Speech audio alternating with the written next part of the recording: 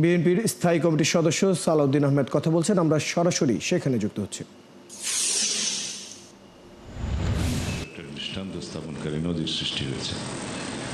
আমরা জাতীয় ঐক্যমতে উপনীত হয়েছি অনেকগুলো বিষয়ে, কিন্তু আরো অনেকগুলো বিষয়ে কিন্তু সংস্কারের প্রয়োজন আছে, যেগুলো আপনারা হয়তো সময়ের অভাবে অ্যাড্রেস করতে পারেননি, যেগুলো জাতিকে সামনে অ্যাড্রেস করতে হবে।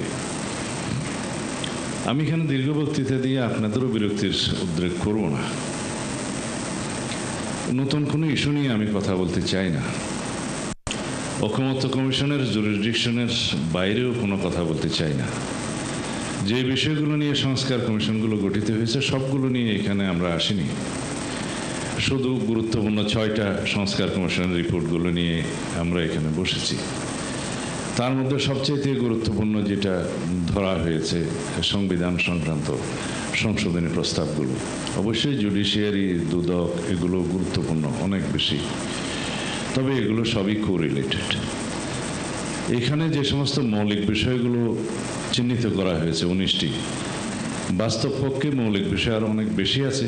যেহেতু অনেক দলের আদর্শিক বিভিন্ন ভিন্নতার কারণে আরও অনেক বিষয় টেনে আনলে আরও দীর্ঘসূত্রিতা বা অনেক বেশি সময় লাগতো, সেগুলো অ্যাভয়েড করা হয়েছে।